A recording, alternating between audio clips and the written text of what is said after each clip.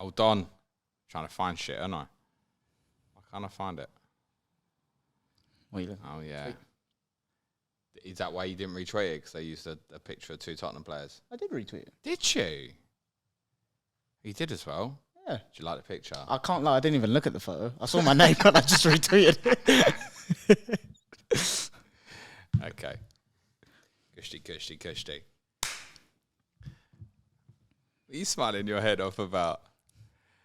Hello everybody, welcome to Planet SkyFF, the world where everything revolves around £50,000. My name is James, and with me today, in Suj's absence, is our, what are you? Business Development Manager. That's the one. That's the one. It's Clayton Fernandez. How are you, Clayton? I'm good. Sky newbie. Made it to the first international break. Haven't quit yet. You haven't quit. You haven't deleted the app or anything. Still got my team in front of me. So look, we've obviously got a little bit of a break coming up. We're going to go over a few bits, like some of the returns from the weekend and some learnings. But what I wanted to do particularly on this podcast was Clayton's playing for the first time this year.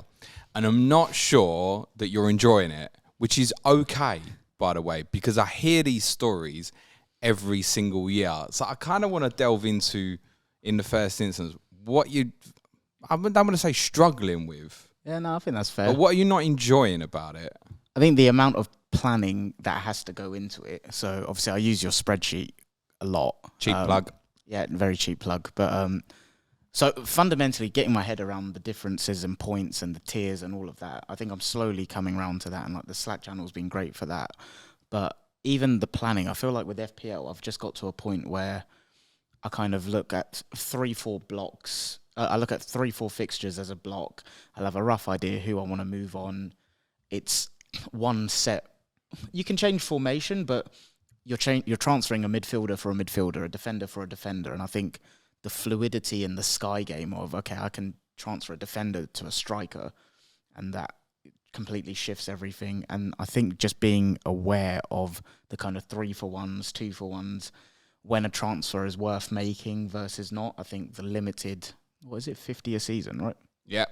So I think that in itself, I'm thinking, okay, so there's a transfer I could make every week, but how do I quantify whether it's worth it? And I guess to flip it to FPL, when I'm making a hit, I know you talk about this a lot, like, is the guy on your bench going to outscore it by 4 points? I feel like, okay, that's done. That's in my muscle memory. With Sky, I've got no idea in terms of... You don't have to think. That's one less thing to think about. But so how do you know if a move's worth making? So like, I can't see into the future. Sometimes it works. Sometimes I tried to ask you for help on Friday and you bloody laughed in my face. I can't remember what the moves I was going to do was, but it involved I was going to sell Nakamba and Bowen after their game, and I can't remember who the 2 players were, but one was Edouard I was going to bring in. See, why are you laughing? He scored. He scored twice, yeah. But you know, I said this on Friday before. So I might have told Clayton, don't do that. Yeah. I can't remember who the second player was, but the logic behind it was Nakamba's like my air quotes enabler, and he just kind of sits along there. He's rarely going to be a captaincy pick. So Edouard can just be my Nakamba. But you laughed me out of the bloody room. So. Well, I didn't know that he was going to go and score twice against Wolves. I did. Well, no, I'm joking. You should follow through with your convictions and do it. It's worth saying that if you were going to enter Crystal Palace, last Sunday was the right time to do it. But I think you'd have ended up staying there for quite a while. And the reality is, okay, look, he scored goals against Sheffield United and Wolves. He doesn't get enough. Right. Is the reality. You don't always necessarily want to be wasting that. When you're moving that, as in an enabler one, you don't want to be jumping from Nakambas to Edwards to Vinicius Souzas, right? Because the ceilings of these guys are generally quite low, right? I know Edwards returned well on Sunday, but you don't want to get bogged down making loads of transfers between those sort of players. I would look at a purchase like an Edward and say, we ain't staying there. See, that's the thing. You're going to move him on again at some point. So I was going to purchase him with the idea of just keep him there, like as the tick-along guy that... I can't remember what his price was, but I remember looking at it thinking... I think 7 is it was cheap, right, yeah. I think. So that my logic was he could be my enabler. And then from memory, I've got your spreadsheet here. But I remember looking, there was a couple of times where he could have maybe been a captaincy option on a single game day. I may have that wrong. There's obviously the single game day with Tottenham coming up on Friday, October the 27th, which is... It feels ages away, but there's only 5 match weeks between now and then. But the point is, you can comfortably buy a Tottenham player on the Monday before, right? Yeah. And the chances are you will want to captain a Tottenham player, most likely across that Monday night against Fulham and then the Friday night against Palace. So there's no requirement to have a Palace. No. I'm going to sit here and say, I'm sorry, mate. No. You should have got him, right? And it would have been great for you. But I do think you'd have been looking at it and going, because of that single game day with Tottenham, you go, I'll keep him. The reality is you've got Villa away, Man United away, Newcastle away, and then Tottenham at home. That's 4 of the next 6. There's probably not going to be huge returns in there. No, true. So it's not that you can't buy a player like that. He's also more dangerous with a forward. Why is that? Because it can be more difficult to move on to something else. So there's quite a number, actually, of interesting forwards in the game who are quite cheap at the moment. The problem is if you go for them, moving them on, the chances are you need to move position.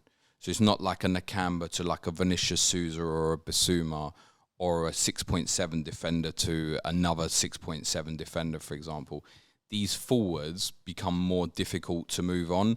So like Awoniyi is 7.5, you know he's the same price as say Levi Colwill at Chelsea, or Basuma's a little bit cheaper. So how do you compare them then? In terms of they're the same price, and is it just a straight up comparison in terms of who will get more points, or do you have to think in? I'm struggling to get my head around the structural formations in Sky, essentially. To tell you, it's a regular question we get is like, what's the best formation? The one that will give you the most flexibility is like 4-4-2, but you're never going to necessarily land in that way. Like I'm sitting in a 5-3-2 right now. It's just what's working for me. The chances are, after the Forest-Burnley game, I'll probably be sitting in a 4-3-3. So it's getting your head around that and jumping between. Let's say, for example, you ended up in a 5-3-2 and you've got Edouard and Haaland as your front two. Because I think you're in, what, a 4-5-1? Yeah, I'm in a 4-5-1. So if you'd have been in a 4-4-2 and you go with Edouard, right, you couldn't have moved Edouard, for example, to a defender. True. Would have had to been a midfielder or a forward. When you're coming off these enablers in the midfield area, chances are you can go anywhere. Is the most likely. I've got another question that's just sprung to mind. Fire away, mate. So you said obviously about the Burnley Forest fixture. Yeah. I currently don't have any of them. Yep. Is that one where like not have to, but it's best practice to get someone for a captaincy for that game, or is that one where, excuse me, I don't particularly want them long term, because then Burnley have got Man United, Newcastle, Chelsea, and Forest have got City, Brentford. So it's about when one of the things we talk about a lot, me and Serge, is knowing your next move. So if you're going to buy someone, I think when you buy someone, you should have it doesn't have to be set in stone, but an indication of where you want to come off, or if that player is a longer term hold, for example. So for example, I've gone and bought Basuma Saturday. I saw everyone on Slack was talking about Basuma. Why was that's that? a forget. Why was he such a He goes popular? in. Because so far he's returned points in every game, whether it's a passing tier or a tackle tier. Right. And I was conscious that I didn't think he'd hit passing tier at Burnley. He just missed out. I think it was 1 or 2 short, actually, on Saturday. The Bournemouth game, I didn't think he'd hit it. The Man United game, I was a bit surprised that he didn't. Brentford, he had a stupid number. I think it was about 100 or so passes. Right. So, I mean, if you got, like, Rodri starts on 5 points every game, doesn't he? He's going to hit passing tier, nearly not every week, but nearly every week. Oh, should I set the context on how I pick my team, by the way? We can do that in a second, actually. But so, for example, when I'm buying Basuma, I'm thinking, right, he's going in. That's my enabler moving forward. Forget about it. When I buy a Forest or Burnley player, I'm thinking, right, what's the exit? So for me, if I buy, the one I'm thinking about currently is Levi Colwill to Awoniyi, and I'm in a 5-3-2. So that works for me, for example. But it might be if Gvardiol doesn't play again against West Ham, I go, right, well, that's got to go first instead. But the plan's quite simple. I don't want Awoniyi long term. So it's Burnley at home captain, Man City away, Brentford at home captain, sell. So you won't get a Brentford player for that 1st of October. It's a fixture at the City ground, so I'd be quite happy with Awoniyi captain. There'll be plenty of the guys who are listening and watching have already got Mbumo or Flecken, for example, and that's fine. And if you're in that circumstance, say where you've got a Brentford player, which I don't think you do, Clayton. No, I don't. Then Nottingham Forest Burnley is way more skippable. But the fact that you've got the 2 captaincy options there means it's probably worth investing in, because if you buy Awoniyi as the example, you've got effective 5-for-1 over the majority of of the rest of the league because of the 2 captaincies. This is where I need to get a bit better at planning transfers, because I did have Gibbs White, but I sold him for That was the right thing to do. What? So, yeah, why? Because I remember seeing exit on your planner. Yeah, you don't have to follow the advice, by the way. They're just there as suggestive. No, but moves. I'd like to understand the kind of thinking behind. So you click, yeah. Why was that the best practice? Well, Gibbs White, I think, to be honest, a lot of us probably would have started with Aaron. You remember he played at your place game week 1, and he was a sub, right? A lot of us thought he was injured, didn't think he'd be involved at all. He'd had no pre-season. So from a Sky perspective, it was a complete no-go to buy at the start. A lot of us were looking at, say, Ilman and Dyer, for example, who left Sheffield United, and it just got to the point where it's like, he's probably the pen taker at Forest. It's Sheffield United as the home fixture. Let's punt it. Something might happen now. And because it was the Friday night and the captaincy match day 2, it was an effective 3-for-1 over the rest of the league. Move it straight on. The case for keeping him would have been if we'd have looked at him and gone, oh, he's the best Nottingham Forest asset because I know I'm going to want something else. No one's going to go and buy Gibbs White for that Burnley fixture now. He's not the best asset. Right. Awoniyi is. Right? Is You'd go Awoniyi or Turner. I don't think you'd go Gibbs White. Right. You could punt it. That's not to say people can't go and buy it. And if people have held, then it's perfectly reasonable. Is that because Gibbs White doesn't hit tiers or? Exactly that. And I mean, Awoniyi's cheaper. Okay. He's returning every game so far. He's obviously on a little bit of a streak. So I think the Saturday was the first time he hadn't scored since before they played you at the end of last season. And he's had some big games in there, right? United away, Arsenal at home, where he's returned and done quite well. So he's the one consistently returning. Stick him in would be my take. I would actually prefer a Burnley defender, despite what I saw at Turf Moor on Saturday, prefer a Burnley defender to buying someone like Gibbs White. Wow, okay. Because I think Burnley will dominate the ball at Nottingham Forest. And there's a few there at the back. Say Jordan Bayer. Jordan Bayer's on 14 tackles from 2 games. So you get 10 against Tottenham on Saturday, 4 against Man City in the first game. That's all he's played. What's the threshold? It's 4, isn't it? Okay. Four tackles. 4 tackles for tier 1. He's on 14. He's averaging 7. Of course, it's small sample. It's only 2 games. But against Forest, he might hit passing tier as well. Interesting. Now, the problem with that is they look like they're going to ship goals, right? Yeah. So you know the risk. The problem with Burnley would be, the fixtures afterwards, what you said, right? But here's a different suggestion for you. You got Lewis Dunk? I do. Okay. So you got Lewis Dunk. So if you went to, let's say, Jordan Bayer, who's dirt cheap, you could catch him against Forest, have him against Manchester United, and I hear lots of screaming in the SkyFF community that, oh no, it's become really difficult to get Newcastle players now. And you could move Bayer onto a Newcastle player when Newcastle plays Sheffield United, run it on for their good fixtures against Burnley, West Ham, Crystal Palace and Wolves, and then come back for Lewis Dunk when Brighton hosts Fulham on Sunday the 29th. And you'll miss Dunk playing, admittedly, Bournemouth, but also Villa away, Liverpool at home, and Manchester City away. Interesting, okay. Yeah, that's a proper domino effect.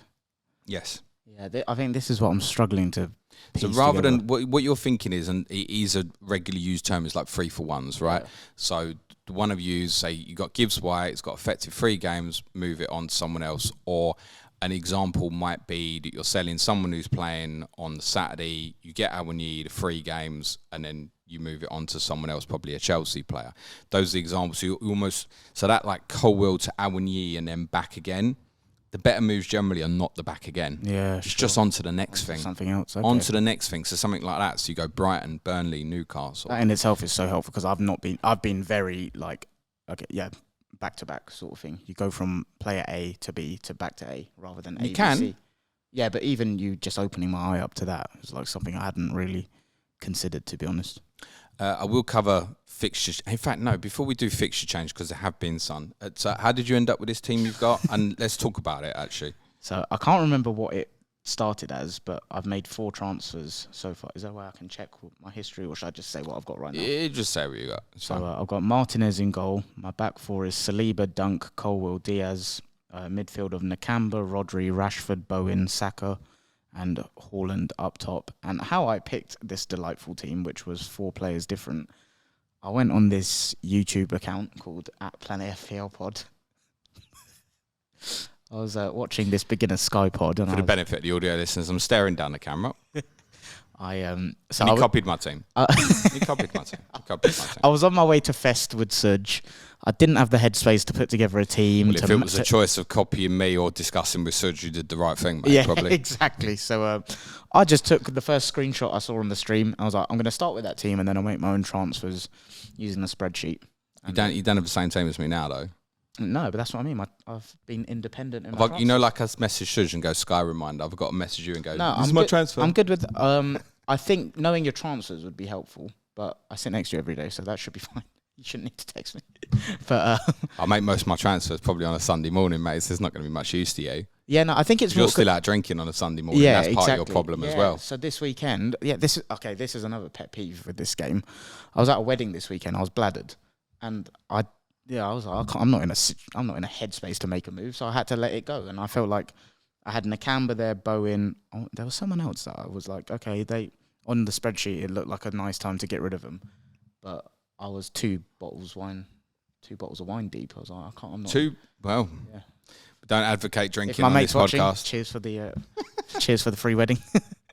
You don't have a bad team, right? Yeah. You've ended up presumably captaining Jared Bowen Friday night with what you've got, right? So you've returned most of us with Nakamba.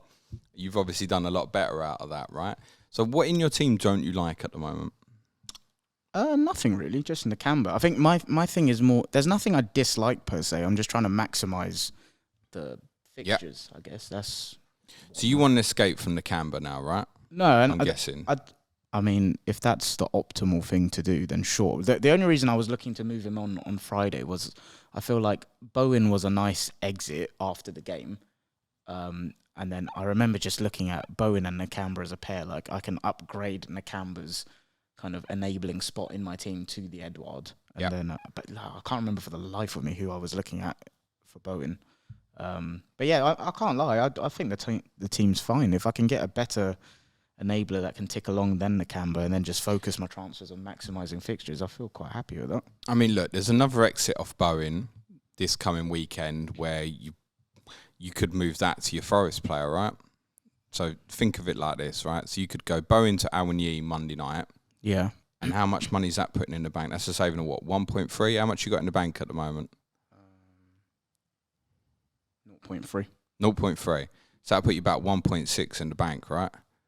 So you could even leave that another week, keep Nakamba one more, and then you've got a choice of a lot more teams for that 1.6 movement. So then you could go, for example, Basuma again when Tottenham go to Arsenal, or you can get it up to 8.2 level. So there's alternatives. A Newcastle player, as mentioned, perhaps that's when they come into a good run, and that's kind of a new entry point. Probably can't afford anything. Liverpool, I think they might just about get you Enzo Fernandez, I want to say. I mean, it might be 8.4 maybe on that Sunday when Chelsea play Villa. You've got Lewis Dunk, haven't you? I have, yeah. You could come back in for Brighton, for example. There's options, even it's a Villa entry point. It wouldn't be the best Villa entry point. You could look at something Villa, something like Diaby as a differential. So that's probably the thing for you would be you've got, what did you say, 0.3 in the bank? Yeah. So Nakamba can't be your route to Awoniyi for that Monday night. If that's the player that you want, that can't be your route either.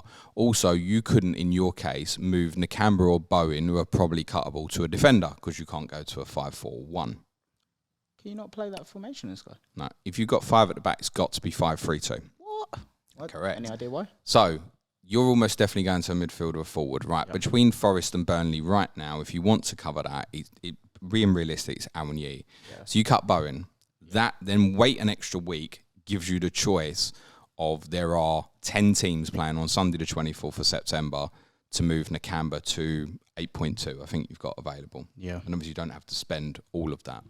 So it's one move fixes your second problem, if you will. Yeah. Nice. Easy, this. Different way of doing it, of course, would be if you wanted to move Colwill and then go into the 5-3-2. Why would I move Cole? Is he? If you wanted to. Oh, right. Okay. A few people are quite frustrated with him at the moment because he's not getting the passing tiers that we might have expected. Reason for that is he's playing left back. So centre backs are way more likely to get the passing tiers than your Rodris and your Basumas and than your full backs, right? Okay. So at the moment he's not hitting expectation. So he's cuttable. He's exactly the same price as Awoniyi. The point being is if you go 3-5-2, then, for example, you could look at something different moving forward, like bowing to Thiago Silva as an alternative if you still want some Chelsea coverage and you're not happy with Colwill. Because you need to think about that going forward. Is that considered a sideways? So like in FPL, you would kind of, but it's also an upgrade. Okay, yeah. I was just going to say in FPL, you wouldn't necessarily go from one defender of the same team to the other, right? Like no, but it think of it like it's almost like an FPL equivalent of, say, if you were going from Thiago Silva to Ben Chilwell. Sure. In FPL, okay. You know what the upside you're getting of that is potential attacking output and creativity. Hit passing tiers every game, pretty much. Or? He will a lot more, yeah. Okay. Yeah, absolutely. Particularly with the fixtures they've got. So, Bournemouth, Villa, Fulham, Burnley. You don't have to go into that, but you'd want to be looking now and saying, right, Monday, October the 2nd, Chelsea away to Fulham. Am I comfortable captaining Colwill? Now, the answer to that is yeah, you probably are. But moving Colwill and coming back for the better Chelsea option could be better, yeah. Because what you've got to think is as well with Colwill, we've got Reece James coming back soon, and that's not a direct competitive, but they'll have players more available. They're going to want it in the great Cole Palmer, Noddy Madueke's back fit. Does that mean Chilwell goes back to left back and Colwill comes out the team?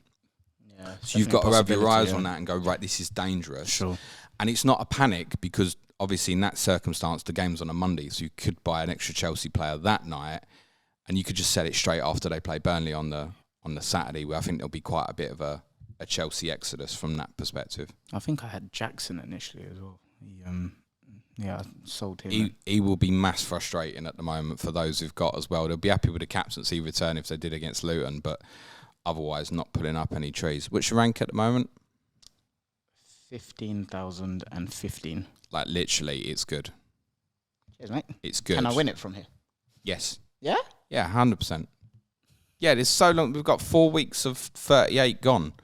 And there'll be additional days with rearranged fixtures and extra captaincies and stuff like that further down the line. So, you're How many doing transfers have you absolutely used? fine. I've used 5. Okay. So I've used No, 4. I tell a lie. I've used 6 actually, because I bought 4 Man City a couple of weeks ago, and I moved Nakamba to Bissouma on Saturday, which has left me 0.1 in the bank. That was part of the plan with the City moves. As I said, Gvardiol might now be a problem for me, but I'm pretty happy with the rest at the moment. So I've got 6 City: Edison, Diaz, Gvardiol, Rodri, Haaland and Alvarez.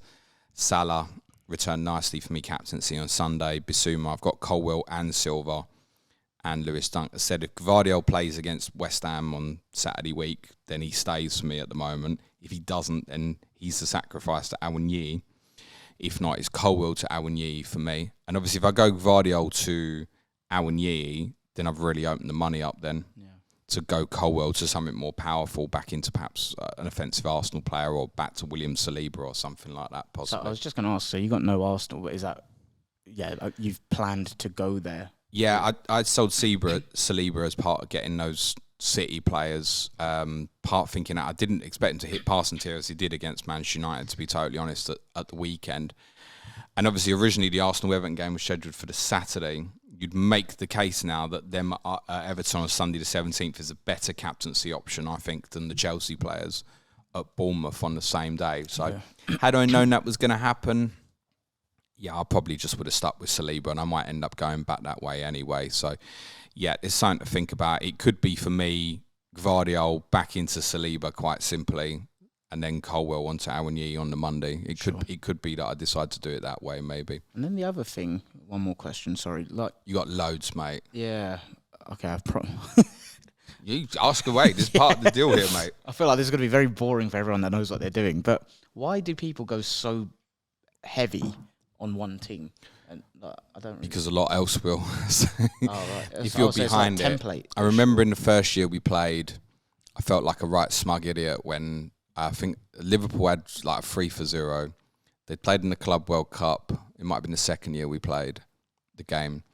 And I ended up on about 6 Liverpool. And then looking around afterwards, it felt like everyone was on about 8 or 9. Oh, wow. And I was, because everybody had like the whole back four and Alisson, plus like Salah, Mane and something else, whoever was playing at the time. I was like, I'm losing. Almost might as well not bother. I'm losing to everybody. So this was me trying to get ahead on City. It's not completely backfired, because other than, I know they've not kept a clean sheet in the 2 games, but Ederson did get a save 2 at the weekend. Diaz has hit passing in both. Alvarez got me a nice cheeky little return at the weekend. Rodri obviously ticks over lovely. So the only one there that's an immediate concern really is Vardy. Yeah. And if he plays, it's not a problem. It's only a problem if he's not going to play, because there's more good fixtures, and there's obviously exit points to come off as well that aren't a problem. So the intention is not to keep City through. It gets rough for them from basically the Arsenal game on October the 8th. But the idea was to punt it for a bit. And the chances was as well, when you do that, something was going to be wrong. I knew that. Of course, yeah. Whether it was, and it was probably going to be Gvardiol or Alvarez, was the chances something was going to be wrong. So I knew that the contingency was always Awoniyi with what was coming up for Nottingham Forest.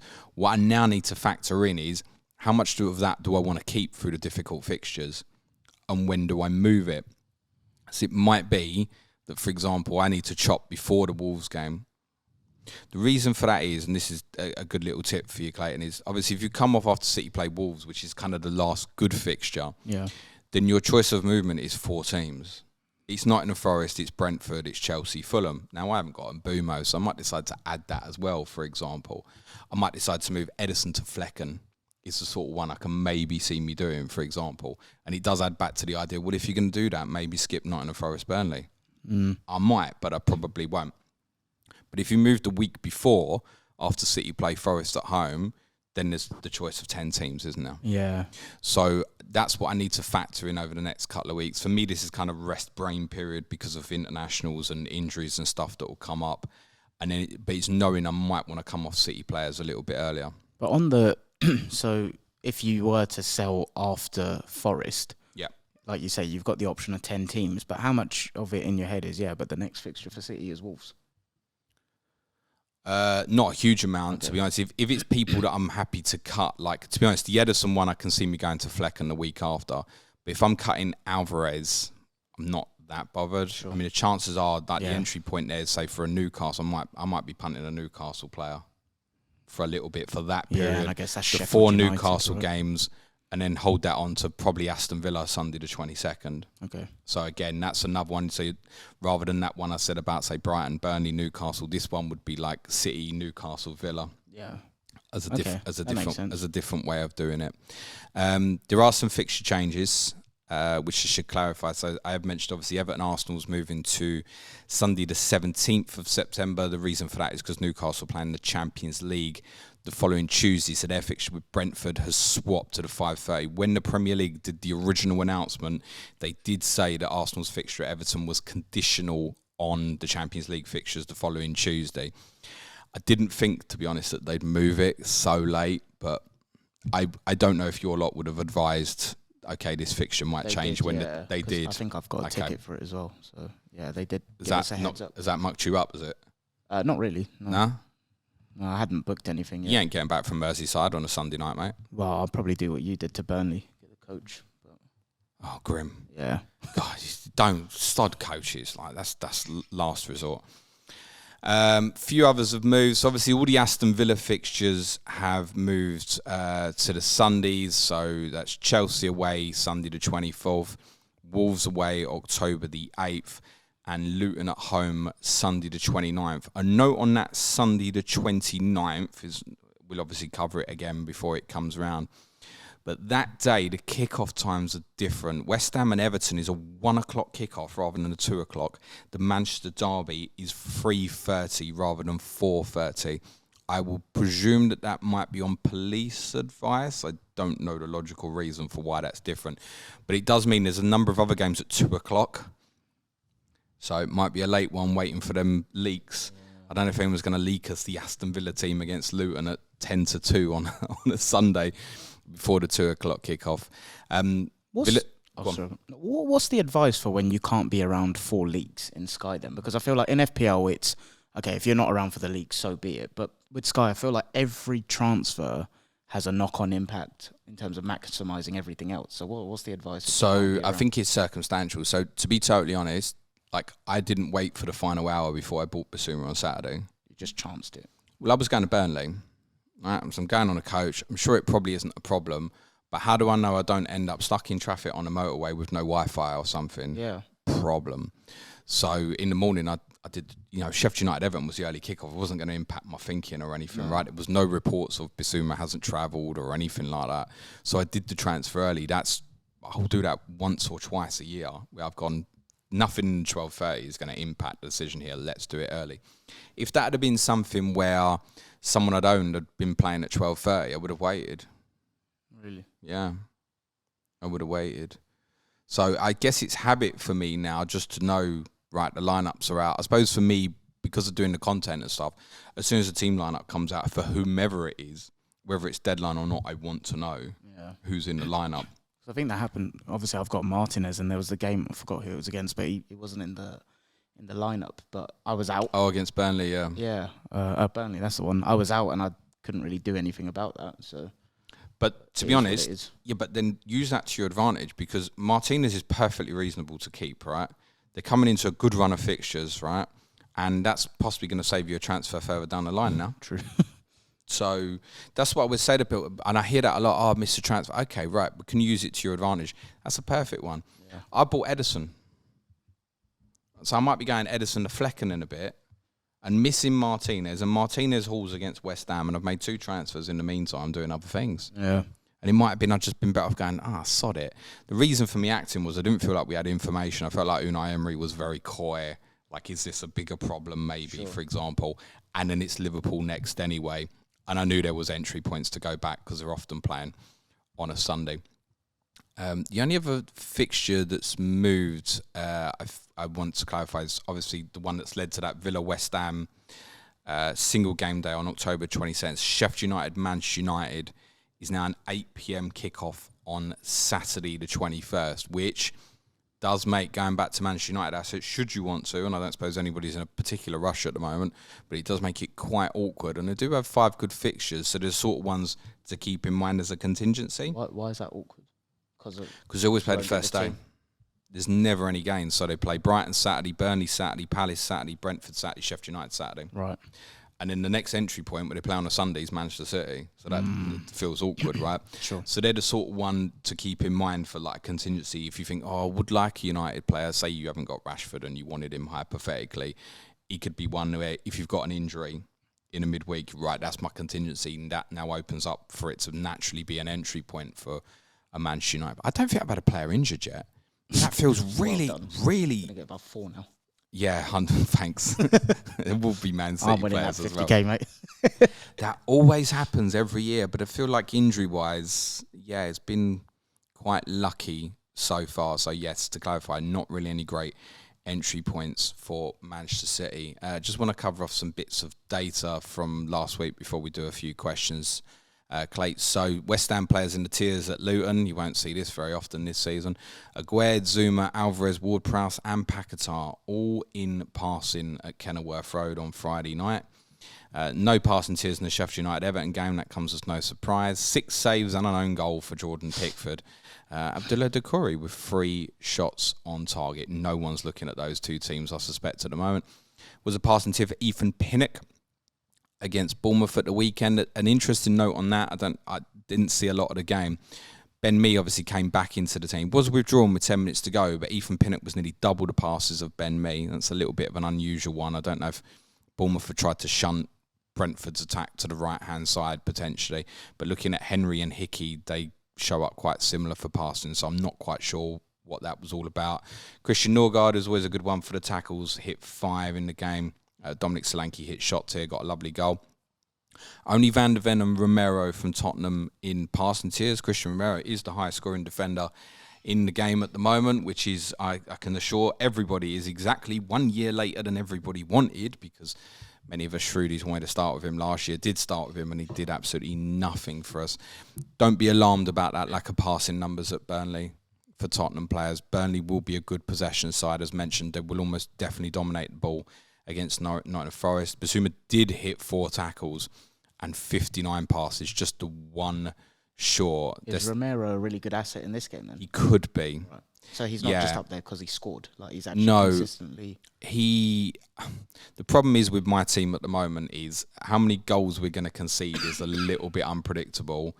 games like Arsenal and Liverpool coming up, he's probably not going to hit the passing. He might against Liverpool, depending on game state. He almost, again, he would only hit it against you if we were losing and you decide to sit back and play on the counter, if that's how it transpires. In this game, he would be far more appealing than, say, FPL because of the potential for the passing tiers. Also, the tackle tiers. Remarkable statistic on Romero and Van de Ven.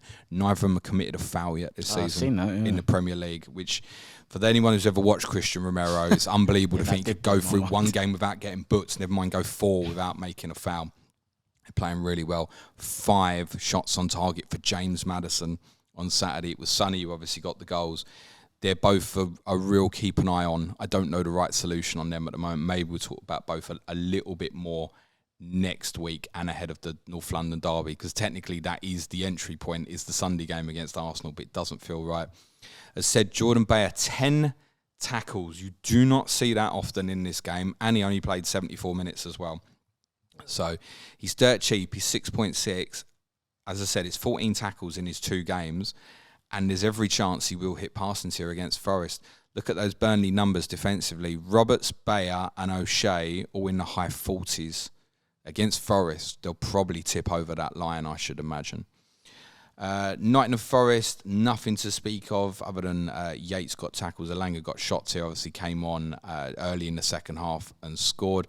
Enzo Fernandez, tier 2 passing, along with Disasai Silva. Colwell continues to frustrate, unfortunately, 41 passes. Malo Gusto, and that's what's not helping. He's had a couple now, scraped into 61. The usual for Manchester City, 5 in tier 2, so all 4 of the defenders. Ruben Diaz, 100, Akanji, 97. Rodri in front of that with 85. Erling Haaland with the 3 shots on target and just the hat-trick this week. Lewis Dunk, 77 passes, against Newcastle on Saturday, is arguably maybe even a little bit lower than we'd expect in that fixture. And actually, teammate Jean-Paul Van Heck, who is cheap, 83, had a little bit more. I've spoken about him a few times as one to keep an eye on, because it'll be interesting in a lot of fantasy formats if he can lock down a place, but I don't think that's assured in any way. Evan Ferguson obviously got a hat-trick as well. He's pulled out of the Republic of Ireland squad for their upcoming Euro qualifiers. Crystal Palace had their most shots on target in a game in a really long time, was the statistic. I don't know how long it was, but for a long time, and I can assure you haven't watched the game, it didn't particularly feel like it. Eze, Schlupp, Edouard and Ayew all in shots here though. Eze also in tackles as well as shots, and obviously got his goal as well. Semedo, Lamina, Aït-Nouri all in the tackles. Max Kilman in passes. I think Wolves centre-backs, and particularly Kilman, will occasionally hit the passing tier. Dawson's place in the team is possibly a little bit under threat with a new signing they got from Girona. Liverpool numbers in defence, this is a little bit more like what we expect. Gomez 103, Robertson 97, Matip 83 and Trent 68. And remember, Trent obviously went off at 71, so he's kind of basically tracking there at a pass a minute basically, so he certainly would have been in tier 2 if he stayed on. Alexis McAllister also into tier 1, as said, good return for most Salah owners on Sunday as well. Shots here to go with a goal. And finally, William Saliba, 19 more passes than Gabriel, who's back in the team, Clayton. Just about got into tier 2 on Sunday. Declan Rice, who I've very much got my eye on now actually, 64 passes. He's ticking over and picking up little bits in all the games so far. What's his price? Is he? He's very, very reasonably priced, and I'd consider him. He's the sort of one I would consider as a move to get my Arsenal coverage on Sunday week. I'm going to give that a bit more thought. I'm just a bit conscious of ending up with a midfield that's got Rice, Rodri, and Bissouma, which, like, if you said that in FPL, you'd get laughed out of the room, right? But it is very different in this, and they are probably all going to knock around the kind of 5 average, and that's enough. But it's not enough to regularly want to be captained. Rice would feel like a better option to me, I think, in periods where there aren't many Arsenal captaincies. Sure. And to be fair, I feel like that's coming up, no? Well, yeah, tough run coming. Everton away now, they probably are the best. Sheffield United at home, October the 28th, I think is an absolute definite. What you guys, City? But with Tottenham playing the Friday night before, if you've got a premium, let's say a Maddison or a Son, it will then be easy to move into a Saka or Saliba the next day, should you want to do so. So I'm less concerned about that. Yes, the 4 games in the middle, Tottenham, Bournemouth, City, Chelsea, don't need for captaincy. And that's part why I cut Saliba, to be honest. Sure. Victor Lindelof hit passing. He is fine, apparently, for those who are concerned that it's going to be Harry Maguire and Johnny Evans against Brighton on Saturday week. It probably won't be. That's it for the data. Is there anything else you particularly want to cover off? You're thinking, I wonder ask that, James? No, I've asked everything that came to mind. And yeah, this has already been super helpful already. So you're not going to quit the game then, mate? No, you've strung me on till the next international break now. Okay. Sorry, mate. Right, let's do some of the questions that come in on Twitter then. FPL Verbinho says, are Spurs this year's Arsenal? Finishing second in a one-horse race? I'd take that right now, mate. What about you?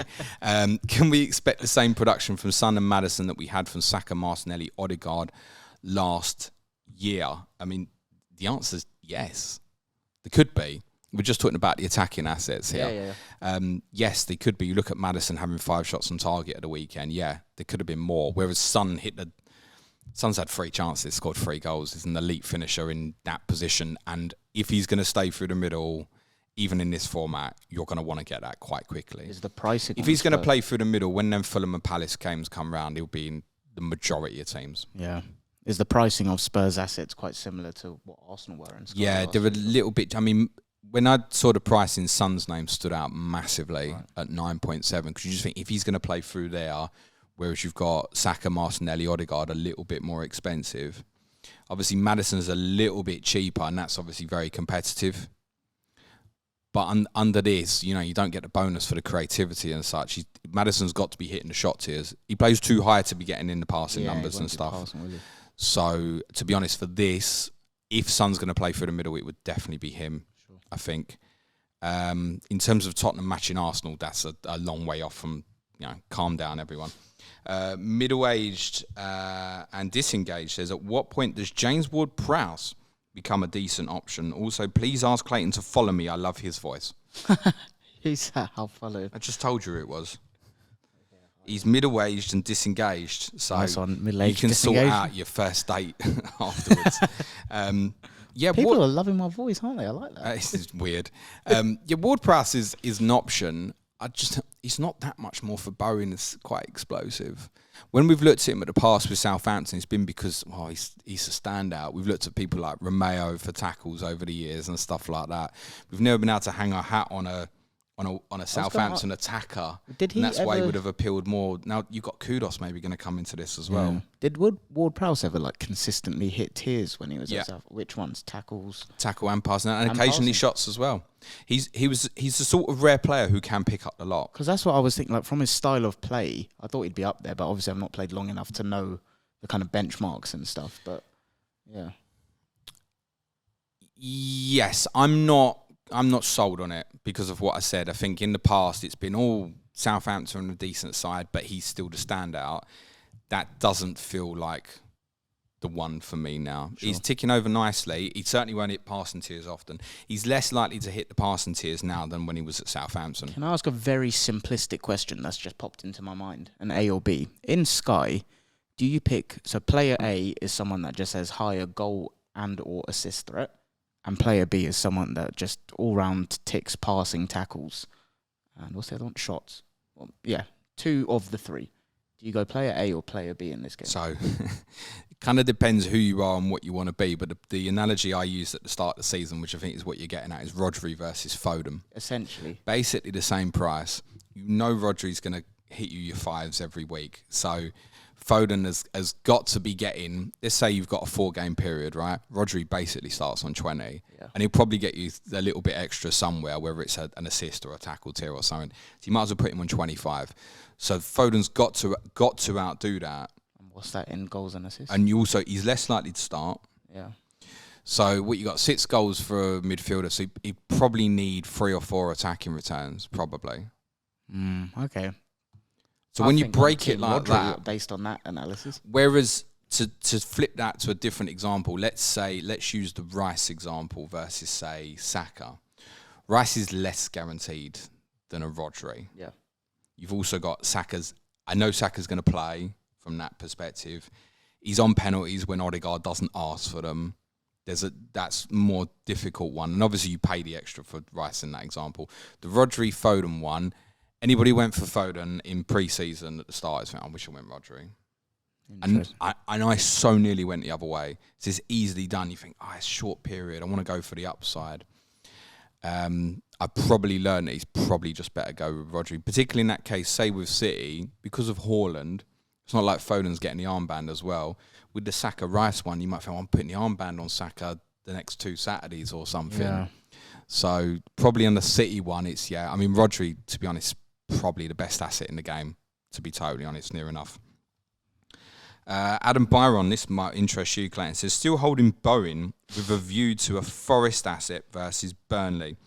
With Villa West Ham now being a single game day, would you hold Bowen or move off as planned and bring Watkins Diaby in versus Wolves in game week 9? I'd arguably, what would say on that as well is I probably wouldn't bother with the Wolves away game for the Villa asset. I would wait the extra week. 2 reasons. One, there's a good chance you're only going to buy one, rather than, say, you might have 3 or 4 City players, as an example. If you buy that one and it gets injured in the week, it's an extra transfer. There's not enough in that one fixture when you can come off literally every other team, bar Tottenham, basically, if you wait that one extra week. So wait the extra week would be the advice, rather than coming off for the... I realise the Wolves game might look attractive, but you're probably better off waiting the extra week. Try and look at the Saturday and think, what would you be coming off that looks that bad? Maybe a Brentford player away to Manchester United, but even still, if it's say an Mbumo, it's Burnley at home the following week. So you'd wait. That's the perfect one. If you want the Villa player, wait till the day, and you'll see the team line up now as well. So there's literally no excuse really not to. In terms of selling Bowen, yes, unless you view him as a longer term hold, yeah, absolutely. There's also great entry points back to them. So there's the Villa game, and even if you didn't fancy that, because you've got Aston Villa coverage, they've got Everton at home on the Sunday afterwards as well, and West Ham always will have re-entry points because of their, obviously, in Europa League. Yep. In terms of selling him, though, yes, I would. That's what you're going to hold through. City at home, Liverpool away, Sheffield United, Newcastle. It's not... Don't get me wrong, he could get 3 or 4 against Sheffield United and be worth holding him, but I think, you take the City game and then you'd move it on. Still, absolutely. Even with that as well, if you went straight to Awoniyi, we've spoken about moving to Chelsea straight afterwards, but actually maybe that's not the right move. Particularly, say, if I've got Silva and I'm happy that he's going to play at Fulham, that might be fine for me. Rather than just taking the 3 games for Awoniyi, you could continue for a couple more, which are Crystal Palace away and then Luton at home, and then go back to your Villa or West Ham player on the Sunday. Or, if you've manoeuvred it to have the money in the bank, onto the Tottenham player for those Monday night and Friday night single game days. So, yeah, I would move Bowen on, personally. FPL Wingman says, with Arsenal and Newcastle fixtures next game week not being a hop-off, hop-on point, what would be your advice for bringing those Newcastle assets? Yeah, it's now the Sunday against Sheffield United, for me. And there's a few that you should be able to come off. So, Chelsea is one you can come off. If you did decide to go down the Burnley captaincy route, that's another one potentially. So you might chain that one player to a Burnley, take the effective 3 for 0, and then move it for the Chelsea player, the Newcastle player, the next day. Which one are you eyeing up? It's tough. Because of the Champions League draw? And I might not at all. Because of that, what's the information? We're not going to have enough, are we? We've got Brentford at home now on the Saturday. It's Milan the Tuesday, and then Sheffield United is the buy point the following week. No, we're not going to have the information. But I would think, not the Burnley at home game, but Sheffield United, West Ham at Palace, the centre-backs could even get near the passing tiers. Yeah. So if Botman's fit, Cher has a little bit of attacking threat as well. To be honest, he's probably one of them, because I think like with an Isak or a Wilson or even Gordon, they'd get flipped. Yeah. They could get flipped for any game. And also, by the way, you won't see the Newcastle team that day. That's the 4:30 kickoff. So you won't see it. Josh says, at what point is it no longer winnable in the top 5K with 44 transfers left Feels good. You should do, mate. You're doing great. He's just asked if he can't win it because he's fucking. I'm 15k. You just told me I can win it. I might have been lying to you. No. You can. But seeing others higher with the same transfers left, but you can still catch them, right? There's literally 4 weeks gone. What are we basically about 10% through, right? It's so long to go, and I'm sure Ian Parrin and the clever ones in terms of the amount of game days left will tell you that it's not even 10% yet, probably. So. Yeah, there's so long. If you're ranked 5k right now, that's great. I am, for the record, I'm 8k, 8729, and I think it's reasonable. I'm okay where I'm at. I used an analogy last week where I kind of roundabouts kind of 30 out of 100 in mini leagues. This week it's more like sort of 25 out of 100. So there's small gains over the last week. How many overall players are there in Sky? Do you know? I don't, to be honest. I don't, but I would say. Players that's serious at this stage, it might be a bit more this year. And also you got to factor in, a lot of people play serious with 2 teams for a while, right? So maybe 30,000, 40,000 or so, I'd say. So that's what I'm saying. If I'm saying I'm about 25% roughly, and let's say I'm 9k, so that would be sort of 36,000, wouldn't it? 35,000. So yeah, in and about that ballpark, probably, I'd say. Last one, Sean Thompson says, what do you expect from the game's budget players? Seen a few people complain about lack of points, consistency from the likes of Colwell and Nakamba. What price point should we be expecting regular turns? I don't think it's down to a specific price point as such. It's down to, are they going to do it or not? Like, Bissouma clearly is going to tick over. That said, it's worth saying the last 3 games, it's been tackle tiers. So there's an unpredictable element to that. I didn't get all the Nakamba hate that was going around. And people messaging at like 8:05 on Friday night, like, I've got to get rid of him. And wait, what? Why? He's hit 8 tackles in 3 games, so he's a bit unlucky that he's not hit a tackle tier somewhere. Yeah. Because that average across the season will be one of, if not the best in the league. Yeah. In terms of tackles won per game, so he's a bit unlucky that he's not hit anything now. To be totally honest, I think the thing for me is there's ones like Bissouma a little bit more, and to have that at 0.7 more where he's capable of both. He's capable of the Rodri, right? The passing and the tackles. He's worth more. He is a big... Nakamba is no offensive threat. Not that Bissouma particularly is, but he might chip in with a couple, yeah. Yeah, he might do. So is that somewhere where that's worth finding, like 0.7 for the amount of upgrade that... I think I think particularly with Kane out the game now, there's no necessity to have to get down to that 6.7s.